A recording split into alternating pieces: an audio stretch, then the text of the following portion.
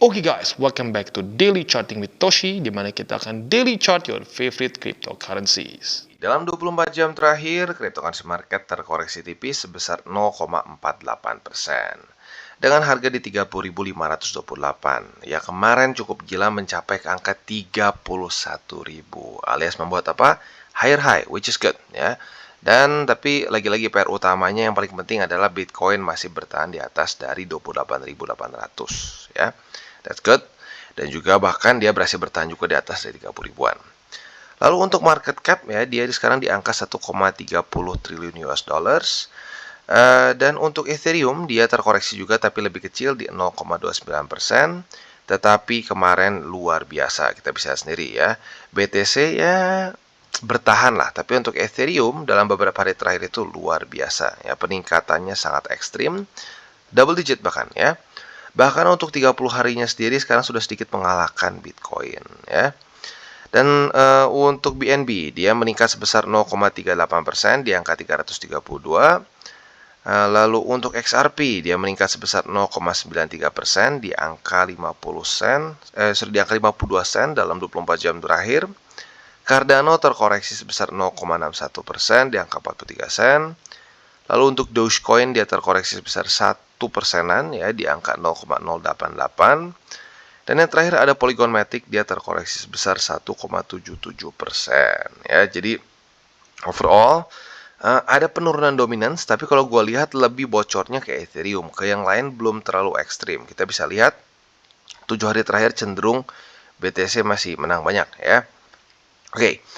Nah, sekarang kita akan geser ke economic calendar. Untuk economic calendar kita bisa lihat pada hari ini semuanya hanya ada bintang 2 dan 1 saja dari US. Maka dari itu, pada hari ini fokus kita akan lebih ke technical analysis.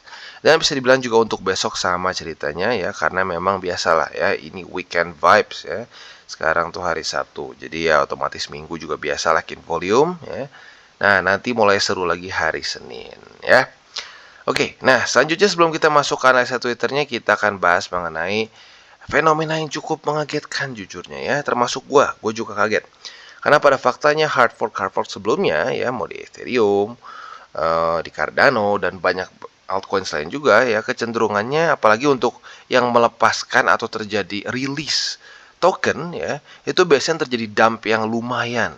Ethereum bukannya ngedump, kalau kita lihat di sini malah ada 198 juta US dollars dalam bentuk Ethereum yang di stake ke network dia ya. Jadi bukan kehilangan atau bukan terjadi withdrawals ya, tapi malah nambah ya, luar biasa.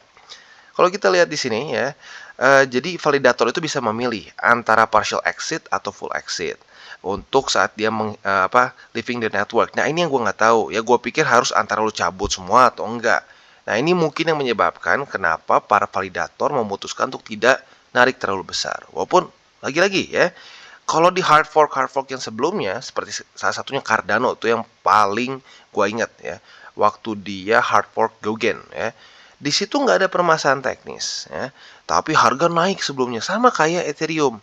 Nah, tetapi perbedaannya waktu saat dia sudah hard fork di Cardano, boom, turun ya, banyak yang ngejual Cardano mereka.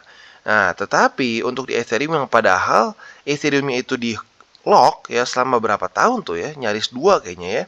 Nah, tetapi lucunya waktu dia dibuka, bukannya orang pada ngejual, narik Ethereum mereka, malah kalau secara jumlah overallnya malah bertambah ya. Jadi ini di luar dugaan dan tentunya ya bikin kita senang sih ya, karena harganya meningkat ke atas ya.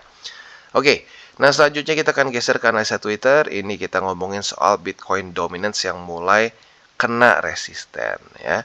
Nah, resisten ini sudah pernah 2 kali sebelumnya ya, di sekitar ya 2021 Juli ya, dan Juni kali mungkin di sini ya, dekat-dekat sini, Juni 2022.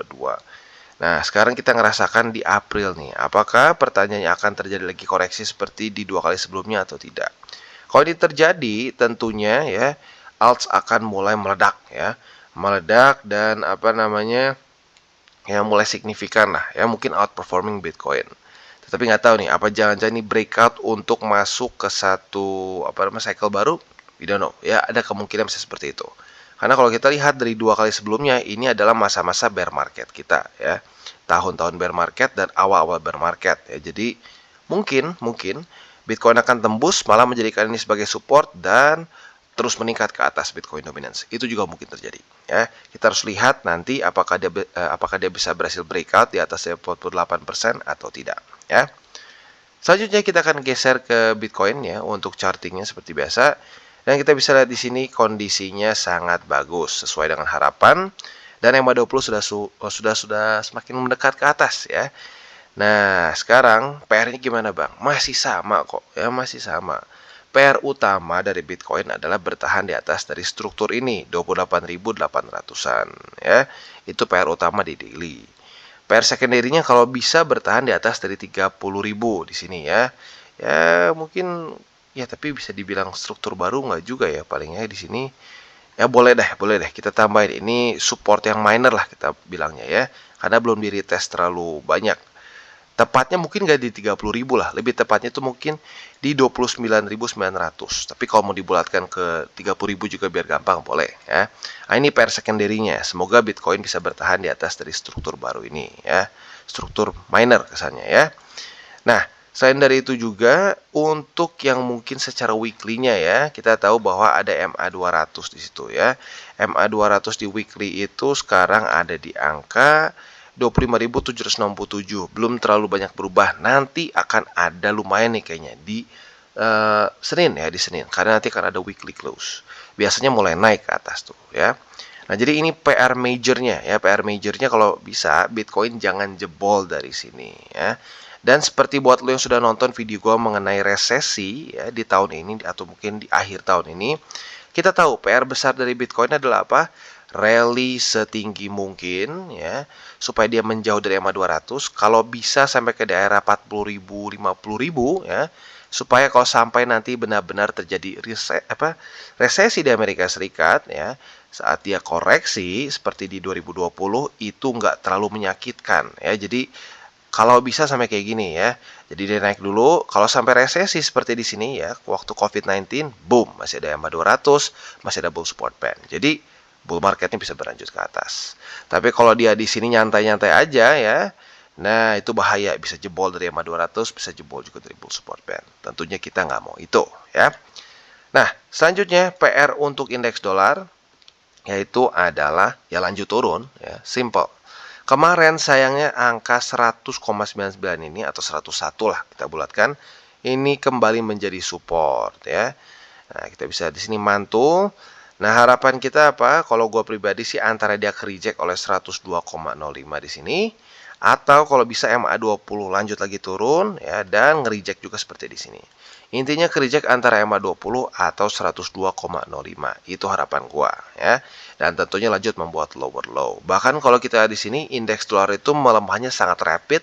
Bahkan against dolar sekarang sudah lumayan signifikan harganya ya. Sekarang 1 dolar itu 14.700 sampai 14.800. Sementara kita tahu tahun kemarin ya itu sangat stabil di 15.000 bahkan pernah sampai 15.200. Jadi overall indeks dolar ini melemah ya.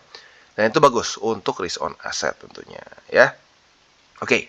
Jadi kurang lebih seperti itu PR untuk makronya. Ini lagi-lagi ini udah weekend ya, jadi nggak akan gerak. Kita tunggu hari Senin. Harapan gua hari Senin dia ke reject oleh salah satu resisten di sini ya. Oke, selanjutnya kita akan masuk ke buy limit, tetapi seperti biasa gua akan disclaimer dulu bahwa semua konten dari TC ini bukanlah financial advice, tujuannya adalah untuk edukasi dan membiasakan para subscriber gue untuk lebih mengerti charting ya. Lalu bagaimana cara untuk mendukung TCI? Ada banyak caranya. Lo bisa like our video, bisa share our video, atau juga bisa menggunakan link referral kita di bawah. And today's sponsor is Lifecoin Watch ya. Lifecoin Watch ini adalah alternatif dari CMC. Enaknya apa bang? Yang pertama Bitcoin dominance ya, langsung kita bisa lihat di sini ya, nggak usah lagi buka-buka trading view. Kita bisa lihat liquidity ya dalam 24 jam terakhir, volume juga seperti apa. Kalau kita lihat bagus nih ya, volume mulai meningkat tipis-tipis dan stabil di angka 40 miliar US dollars ya.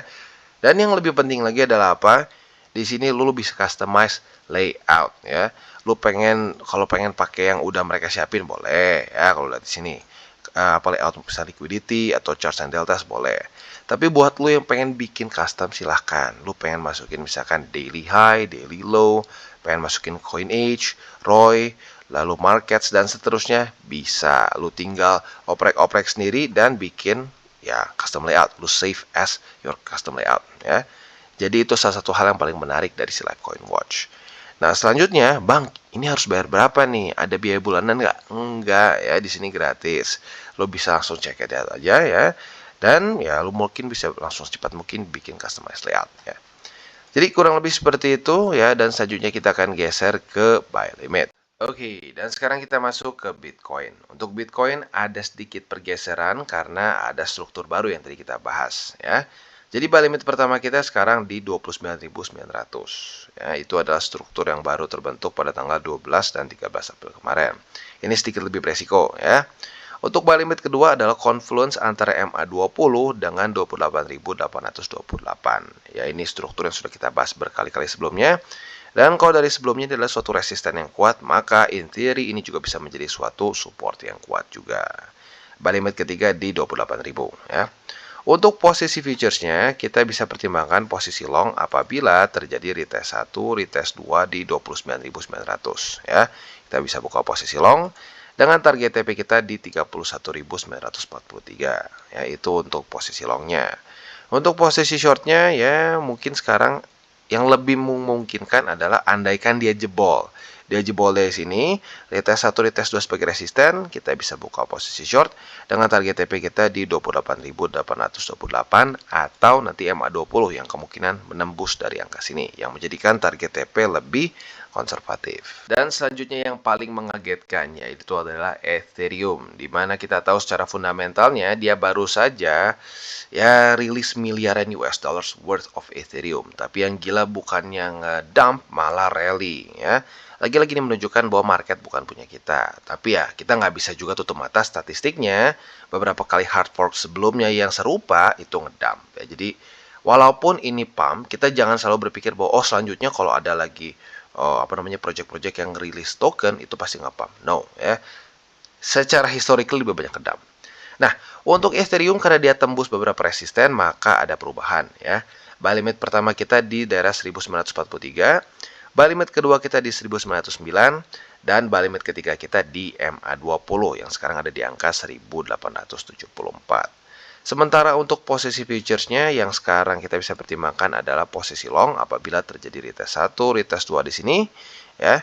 Nah, target TP-nya nanti bisa di upper band atau bisa juga di struktur yang sekarang sedang terbentuk ya. Nah, untuk posisi shortnya mungkin ya kita bisa pertimbangkan apabila kalau dia gagal bertahan di sini, jebol, retest 1, retest 2 sebagai resisten di 1947. Nah, bisa buka posisi short di sini dengan target TP kita di 1909. Oke, dan untuk Cardano, kita bisa lihat kemarin juga lumayan peningkatannya di 3%-an. Dan sekarang dia mengambil satu daerah resisten ya, berarti otomatis ini berubah juga buy limitnya. Buy limit pertama jadi di 42 sen ya, atau mungkin kalau mau dibulatkan 43 sen boleh. Buy limit kedua kita di 41 sen setengah dan buy limit ketiga kita di 39 sen atau kalau mau dibulatkan ke 40 sen juga boleh ya. Itu untuk posisi spot di Cardano. Nah, untuk posisi futuresnya kemarin sudah terjadi retest pertama di 44 sen sebagai resisten. Maka buat lo yang tertarik untuk buka posisi short di Cardano, lo bisa limit posisi short sekarang ya. Karena kemarin sudah terjadi retest pertama ya. Jadi kalau hari ini kena lagi, ini retest kedua les konfirmasi, bisa buka posisi short dengan target TP kita di 42 sen ya, atau mungkin lebih tepatnya 0,429. Untuk posisi longnya tinggal kita balik logikanya. Retest 1, retest 2 di sini kita bisa buka posisi long dengan target TP kita di 44 sen, yaitu untuk posisi long dengan target TP-nya. Jadi kurang lebih seperti itu untuk Cardano. Oke, nah untuk BNB secara posisi spot nggak ada perubahan yang signifikan ya, karena ya nggak ada resisten yang keambil juga. Untuk buy limit pertama udah tembus dari kemarin ya, buy limit kedua masih di MA20 dan buy limit ketiga kita di MA50 ya. Nah, tetapi untuk posisi futuresnya ada sedikit chance nih ya, karena kemarin sudah terjadi retest pertama di 330 sebagai resisten ya. Nah, jadi buat yang tertarik untuk buka posisi short di sini, sudah bisa tinggal limit saja di daerah 330,2 untuk posisi shortnya. Nah, kalau udah kenal langsung otomatis ini adalah retest kedua. Target TP-nya di mana? Target TP-nya jelas yaitu di MA20 buat yang lebih konservatif. Dan buat yang lebih agresif boleh pertimbangkan di MA50. Itu untuk setup posisi shortnya ya. Nah, untuk setup posisi longnya otomatis tinggal kita balik logikanya. Retest 1, retest 2 di MA20 sebagai support, kita bisa buka posisi long dengan target TP kita di 330,2. Untuk struktur tentunya ini penting untuk BNB bisa jebol 330,2 sebagai resisten ya. Tinggal pertanyaannya apakah dia butuh nafas dulu ke 20 baru loncat lagi ke atas atau bisa langsung tembus ya. Kita harus lihat. Oke, dan sekarang kita masuk ke Phantom. Untuk Phantom kita bisa lihat kemarin bisa dibilang nggak terlalu kemana-mana lah ya, hanya meningkat 0,39% saja. Nah, untuk posisi spotnya otomatis nggak ada perubahan yang signifikan juga ya. Buy limit pertama di 48 sen, buy limit kedua kita di MA20 ya, dan buy limit ketiga kita di 45 sen ya. Itu untuk posisi spotnya. Untuk posisi futuresnya kita bisa pertimbangkan posisi long apabila terjadi retest 1, retest 2 di sini ya. Target TP-nya untuk sekarang masih di upper band saja biar gampang. Untuk posisi shortnya apabila dia gagal mempertahankan 48 sen sebagai support ya, jebol ke bawah seperti ini. Retest 1, retest 2 sebagai resisten, kita bisa buka posisi short dengan target TP kita di MA20 atau boleh juga di 45 sen. Ya, nanti kita lihat ya, lo lebih kemana? Kalau konservatif ke MA20, yang lebih agresif ke 45 sen ya. Jadi kurang lebih seperti itu untuk Phantom ya, dan juga ini adalah ending dari DCWT kita pada hari ini. Sekali lagi gue ingatkan untuk economic calendar kita hari ini dan besok nggak ada apa-apa. Ada sih hari ini tapi cenderung nggak akan ngaruh ke market karena hanya bintang 1 dan bintang 2 saja. Dan untuk besok nggak ada event sama sekali ya, jadi bisa lebih fokus ke technical analysis. Dan seperti biasa, jangan lupa ya, jangan pakai uang panas. Itu aturan lebih penting daripada TA menurut gua ya. Dan yang kedua adalah jangan over leverage. Sayang, udah capek-capek akumulasi secara spot, ujung-ujungnya boncos di futures trading. Jadi harus hati-hati dengan yang namanya leverage. Oke guys, jadi itu adalah akhir dari segmen DCWT kita pada hari ini. Dan jangan lupa bagi kalian yang merasakan manfaat dari segmen ini, jangan lupa untuk share ke teman-teman kalian. Dan apabila lu pengen mensupport channel kita, ya TCI, jangan lupa untuk menggunakan link referral kita di bawah. Nggak wajib ya, tetapi apabila lu menggunakan link referral kita di bawah, ada macam-macam ya, dari Bybit, Huobi, Maxi, toko kripto, dan banyak lagi ya. Ya, walaupun nggak wajib, tapi kalau menggunakan link referral kita, lu secara langsung membantu perkembangan dari TCI. Dan satu lagi, jangan lupa juga untuk join Telegram group kita, di mana kita bisa ngobrol-ngobrol santai mengenai dunia cryptocurrency secara dua arah. So, jangan lupa untuk like, subscribe, click the bell icon, and see you on the next video.